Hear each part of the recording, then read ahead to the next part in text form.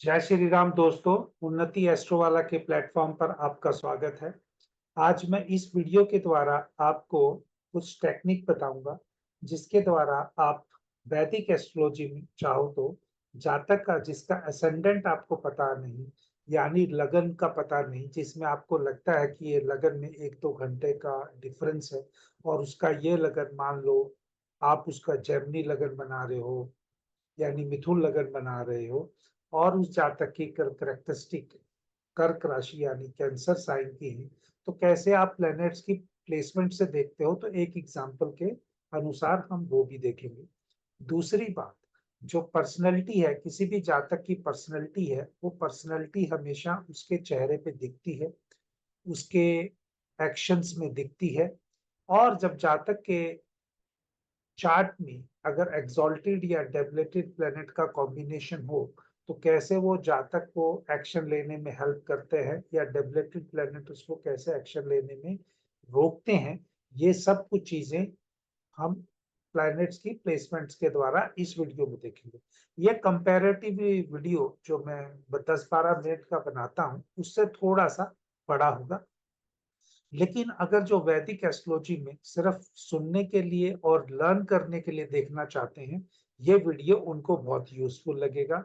और जैसे ही वो किसी फेमस एस्ट्रोलॉजर को फॉलो कर रहे हैं या एक फेमस टीचर को फॉलो कर रहे हैं, ये वीडियो उनको नहीं, क्योंकि वो जो फेमस वाली कैटेगरी के लोग हैं उनकी मार्केटिंग का लेवल एक डिफरेंट होता है और उनका एक लोगों को इम्प्रेस करने का तरीका एक अलग होता है।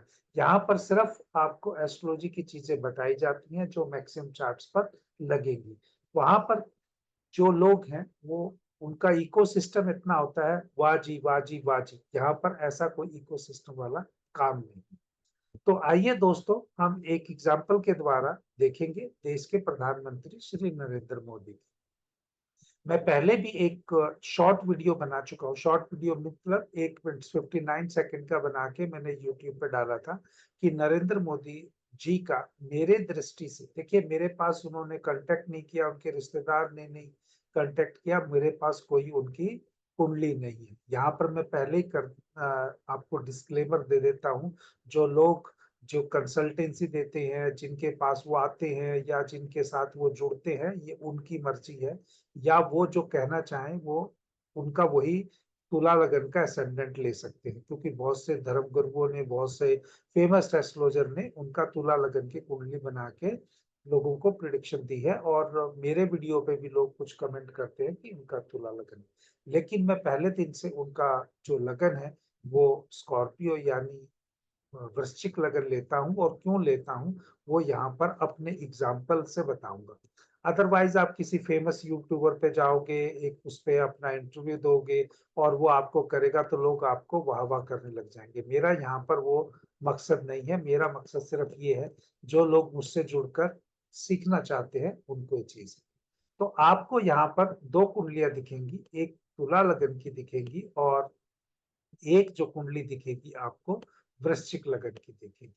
तो अगर हम यहाँ पर देखते हैं, वृश्चिक लगन वाली कुंडली से पहले शुरुआत करते हैं।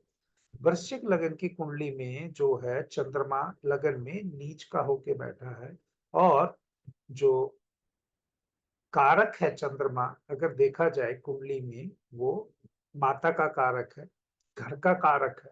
जब कोई प्लेनेट नीच का होता है तो वो वहां पर आपको वो अपने कारक का रिजल्ट में बहुत मेहनत कराता है। तो इनके जीवन में हमेशा इनकी माता जी का, जैसे बताते हैं कि माता जी के जीवन में काफी कष्ट रहे, या इनके घर में जो ये अपने घर से दूरी बना के रहे, वो यहाँ से एक नेचुरल कारका से पता चलता है।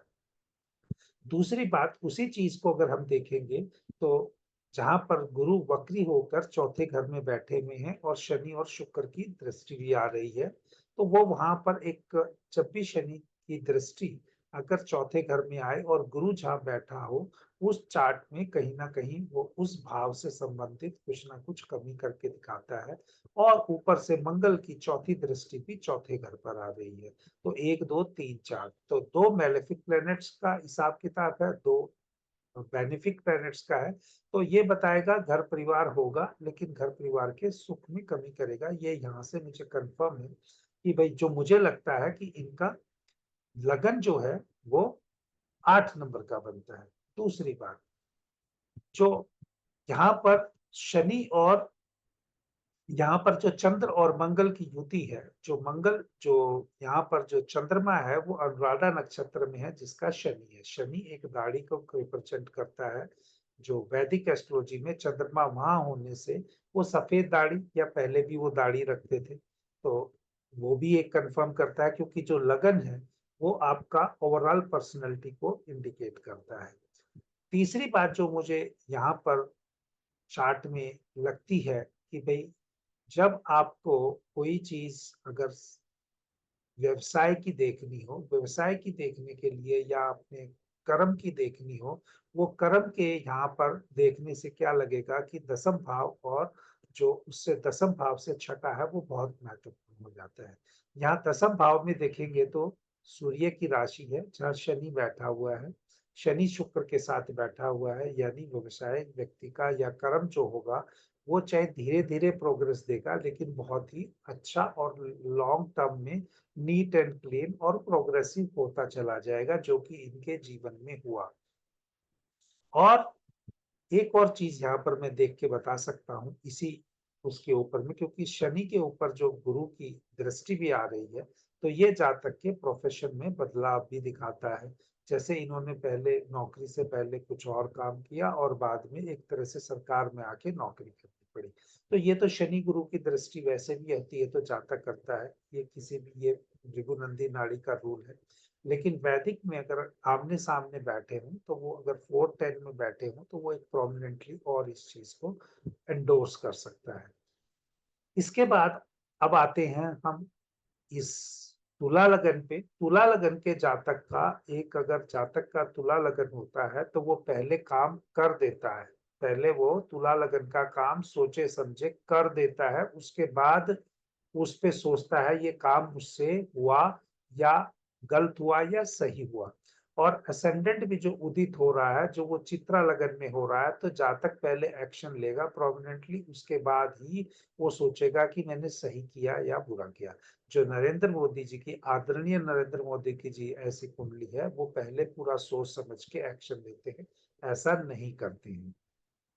तीसरी बात जो उसमें जो मैं देखता हूँ कि इनके चार्ट में गुरु जो है वो जो प्रोमिनेंटली रोल कर रहा है, एक रूल है कि अगर तीसरे भाव का स्वामी अगर पंचम में बैठे, तीसरे भाव का स्वामी अगर पंचम में बैठे, तो वो कहीं ना कहीं जातक को आ, एक कुर्सी दिलाने में हेल्प करता है। लेकिन वो अगर वहां पर कुर्सी दिलाने के बाद, ये रूल एक वैदिक में खाली ये रूल है कि भाई इस चीज से हम देख सकते हैं इनको कुर्सी मिली, लेकिन गुरु वक्री होने से इनकी कुर्सी कभी गई, इन्होंने स्वयं छोड़ी या स्वयं निर्णय लिया। अगर ये होता तो इनकी कुर्सी भी कभी जाती या कभी इलेक्शन हारते, ये भी यहाँ से वो चीज मुझे लगती हुई नहीं दिख रही, क्योंकि ये सब चीजें होंगी तो चार्ट में कहीं ना कहीं दिखना चाहिए। तीसरी बात जो इसी में, पहला एक मैंने बोला कि अगर लिब्रा लगन होता तो जातक पहले करता और उसके बाद सोचता। दूसरा कि अगर अगर इनका तुला लगन होता तो इनकी जो कुर्सी मिलती ये इनसे जाती। क्या चलो इन्होंने छोड़ दी है इसको, अगर 50% मान भी नहीं लग रहा है, लेकिन आप सबको मालूम है अगर किसी जातक का राहु छठे घर में हो, वो दुश्मनों को प्रोमिनेंटली छोड़ता नहीं। वो एक्शन ऐसे डरा डरा के धमका धमका के या बातें नहीं करता, वो एक्शन लेके दिखाता है। तो ये तीनों चीजें यहाँ पर नहीं लग रही। एक बहुत बड़े ज्योतिष हैं जो काफी चैनल्स पे बोल रहे हैं कि अगर दसम भाव का स्वामी अगर द्वितीय भाव में चला जाए तो सिंहासन या राजयोग देता है। और उनकी बात को मैं मानता हूँ कि भी अगर वो ऐसा बोल रहे हैं तो उनका ये उनकी प्रैक्टिस है या उन्होंने इसको बहुत जगह लगाया होगा। लेकिन अगर ये ऐसे होता तो ये कुर्सी भी उनकी जानी चाहिए थी, लेकिन वो गई नहीं। लेकिन यही रूल अगर हम इनकी वृश्चिक लगन की कुंडली में देखते हैं तो ये साफ दिखाता है कि भाई इनकी कुंडली का जो वृश्चिक लगन बनने से, क्योंकि यहाँ पर जो तृतीय भाव का स्वामी है, यानी जो उनके तृतीय भाव का स्वामी है वो जाके सीधा दसम भाव में बैठा हुआ है। तो वहां पर वो दिखाता है कि दसम भाव में बैठ गया तो जातक बहुत मेहनती होगा, बहुत लगातार, मतलब और लोगों के मुकाबले ज्यादा मेहनत करने वाला व्यक्ति होगा, और वो काम करते करते थकेगा नहीं, क्योंकि शनि जो है वो सूर्य की राशि में है, साथ में शुक्र का उसका युति है, और ऊपर से शुक्र यहाँ पर शुक्र के नक्षत्र में है, और सूर्य जो है यहाँ पे शनि के नक्षत्र में है। तो ये कुंडली मेरे एक्सपीरियंस के हिसाब से ये बहुत प्रोमिनेंटली दिखता है कि भाई इनका जो चार्ट है वो 8 नंबर का है, यानी लगन जो है 8 नंबर का है। अब दूसरी बात ये आती है, अगर इनका 7 नंबर का लगन होता तो ये अभी तक राष्ट्रपति शासन कई बार लगा चुके होते, क्योंकि चौथे इस 7 नंबर की कुंडली के हिसाब से यहाँ पर 4 नंबर की राशि बनती है, जो काल पुरुष की कुंडली के हिसाब से जनता का सहयोग है, उसका स्वामी चला गया है मंगल के साथ। तो वहां पे अगर वो जनता को प्रोटेक्ट करने के लिए, जैसे अभी असम में आपने देखा होगा, केरल में देखा होगा, जम्मू कश्मीर में देखा होगा, या कई स्टेट्स में और भी आपने ऐसी चीजें देखी होंगी, जहां पर कुछ बाकी पॉलिटिकल जो एडवाइजर्स हैं या जो टीवी चैनल्स पे आते हैं, या और पार्टी के लोग हैं जो नेता, वो कहीं ना कहीं एक ऐसी चीज बताते हैं कि इन सब का रेफरेंस करके अगर ये 7 नंबर की कुंडली होती, जहां तक पॉलिटिकल लाभ के लिए अभी तक गवर्नमेंट के साथ मिलके वहां पर प्रेसिडेंट रूल लगा चुके होते। अब क्योंकि ये नहीं लगा पा रहे हैं, वो इसका कारण सिंपल वही है, क्योंकि यहाँ पर जो है, एक तो लगन में जब देखेंगे नीच का चंद्रमा है, चंद्रमा की नीच भंग हो रहा है, यानी जातक को जब भी प्लैनेट्स अगर असेंडेंट में आ जाएं, वो सोचने में ज्यादा टाइम ले देता है, नीच प्लैनेट आ जाए, और उसको इम्प्लीमेंट करने में बहुत ज्यादा टाइम लगा देता है। और यहाँ पर 5 नंबर की राशि है, जो क्योंकि 5 नंबर की राशि जो है वो मैनेजमेंट की है, और मैनेजमेंट करने के लिए बहुत कुछ सोचना पड़ता है। तो यहाँ पर सैटर्न और वीनस का संबंध है, यहाँ पब्लिक नहीं है। तो यहाँ सरकार की ज्यादा सोची जा रही है दसम भाव में सिंह राशि होने से, और अगर यहाँ पे दसम भाव में 4 नंबर की राशि होती तो जनता की ज्यादा सोची जाती। तो यानी यहाँ पॉलिटिकल चीजें ज्यादा देखी जा रही हैं, एडमिनिस्ट्रेटिव चीजें ज्यादा देखी जा रही हैं, लीडरशिप क्वालिटीज ज्यादा देखी जा रही हैं।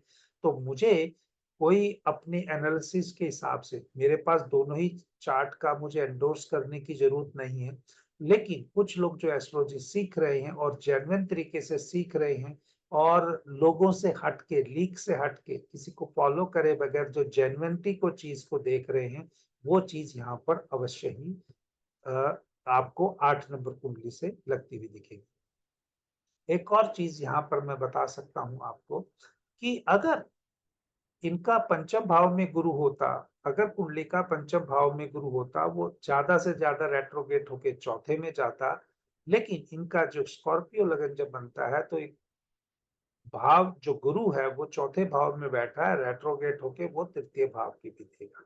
तो तृतीय भाव में जब गुरु जाता है तो तृतीय भाव में गुरु का मरण कारण स्थान हो जाता है, और वो शनि की राशि में हो जाता है।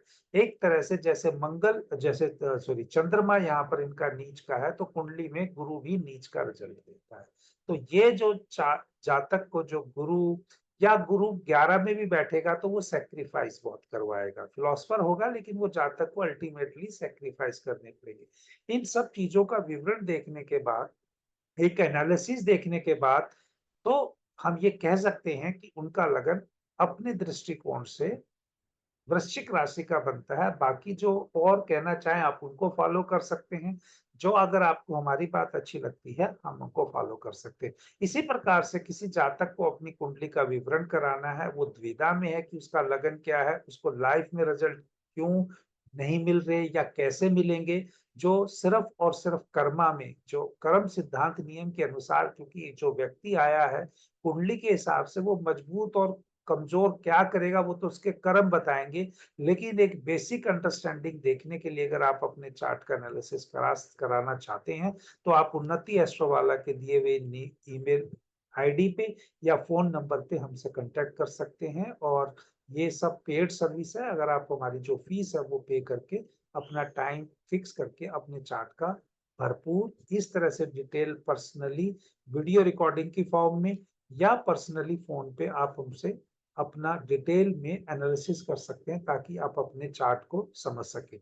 जय श्री राम। अगर आपको ये वीडियो पसंद आए दोस्तों तो वीडियो को लाइक करना, चैनल को सब्सक्राइब करना और आगे भी अपने दोस्तों में इस वीडियो का लिंक भेजना ताकि और भी लोग इससे अच्छी-अच्छी चीजें सीख सकें। जय श्री राम।